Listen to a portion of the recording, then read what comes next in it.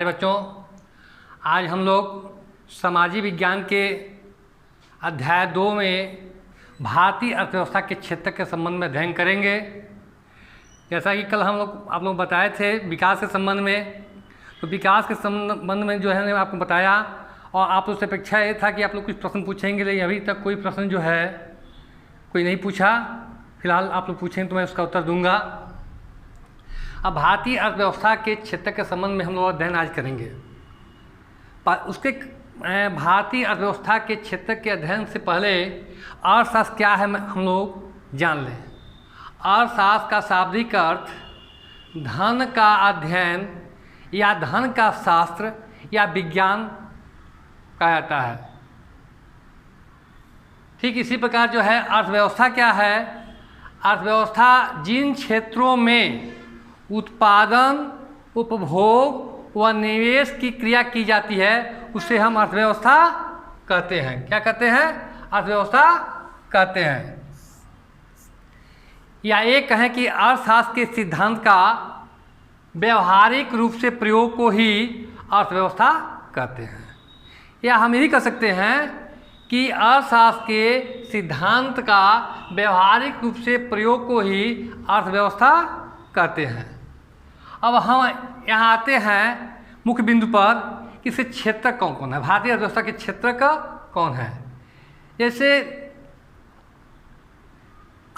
दो तरह की क्रियाएँ होती हैं, एक आर्थिक होती हैं, एक गैर आर्थिक होती हैं। आर्थिक क्रिया में जो है पैसे के लेन देन या पैसा कैसे, धन इकट्ठा कैसे किया जाए या धनोपार्जन कैसे किया जाए, ये इसको जो है हम आर्थिक क्रियाकलाप करते हैं। जैसे कोई व्यवसाय कर रहा है तो पैसे के लिए कर रहा है, धन के लिए कर रहा है। कोई नौकरी कर रहा है, किस लिए कर रहा है? वेतन के लिए कर रहा है। मजदूरी किस लिए कर रहा है? मजदूरी के लिए कर रहा है। एक पूंजीपति अपनी पूंजी का निवेश क्यों कर रहा है? तो प्रॉफिट के लिए कर रहा है, लाभ के लिए कर रहा है। तो ये सब सारे क्षेत्र जो है क्या है, वो आर्थिक क्रियाकलाप के अंतर्गत आते हैं। दूसरा है गैर आर्थिक क्रियाकलाप। गैर आर्थिक क्रियाकलाप, देखो गैर आर्थिक क्रियाकलाप में जो है धन की प्राप्ति नहीं होती है, आत्मसंतुष्टि होती है। जैसे माँ भोजन बनाती है अपने बच्चे के लिए, माँ कपड़ा धोती है अपने बच्चे की धोती है।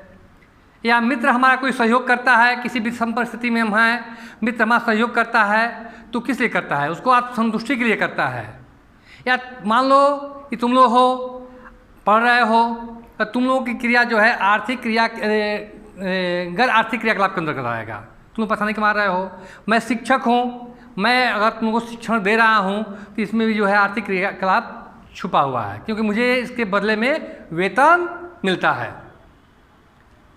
गैर आर्थिक क्रियाकलाप में पैसा नहीं मिलता है, धन नहीं मिलता है, लेकिन आत्मसंतुष्टि मिलती है।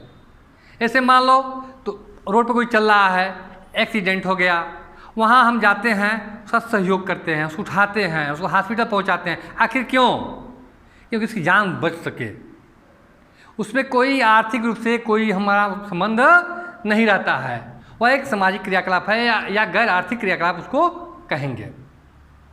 अब हम यहाँ आते हैं क्षेत्रक पर, भारतीय अर्थव्यवस्था के क्षेत्रक पर।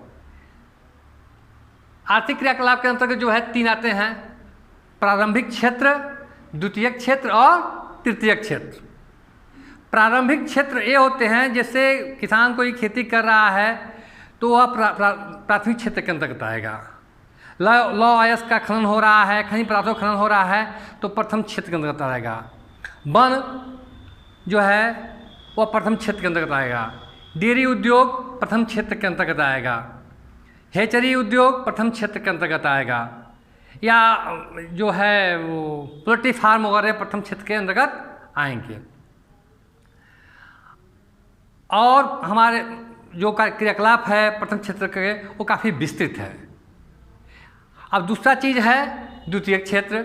जब प्रथम क्षेत्र के से प्राप्त वस्तुओं का हम मल्टीफाई कर देते हैं या विनिर्माण कर दिया जाता है तो द्वितीय क्षेत्र के अंतर्गत आता है। जैसे मान लो कि गेहूँ है, किसान गेहूँ पैदा करता है, गेहूँ से जब आटा बनता है, आटा से जो है अपना वो बिस्किट बनता है, तो उसका दाम तो बढ़ गया, तो द्वितीय क्षेत्र के अंतर्गत आएगा।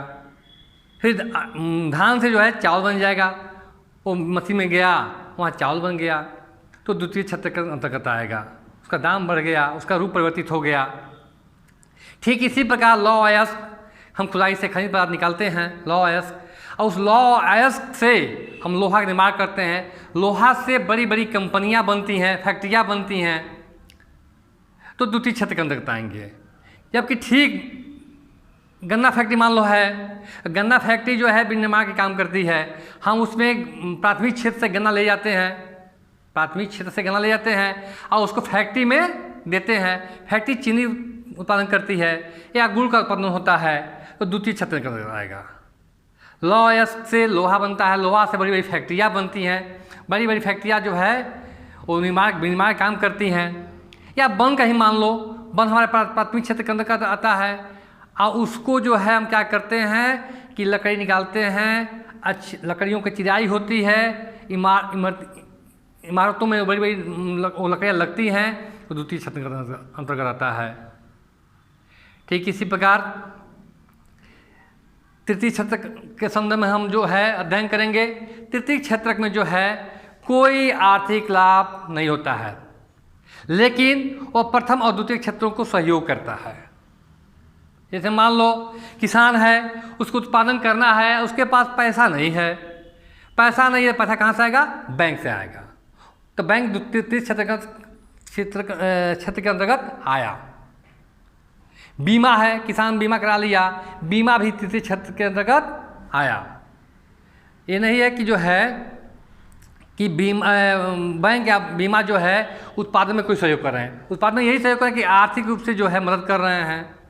ऐसे एक किसान सहायक है, वो किसान सहायक कोई उत्पादन नहीं करता है, उसको वेतन मिलता है, लेकिन जाकर किसानों को उत्पादन में सहयोग करता है कि हम उत्पादन कैसे करें, किन किन जो है रासायनिक तत्वों का हम प्रयोग करें, किन किन फर्टिलाइजर का प्रयोग करें, वो बताता है। ठीक इसी प्रकार एक लेखपाल है गांव में, तुम देखो लेखपाल जो है जाता है और किसानों के मध्य समस्याओं का जो है निस्तारण करता है। तो ये तृतीय क्षेत्र जो है इनका कोई वो ये नहीं है कि वो डायरेक्ट उत्पादन में सहयोग करते हों।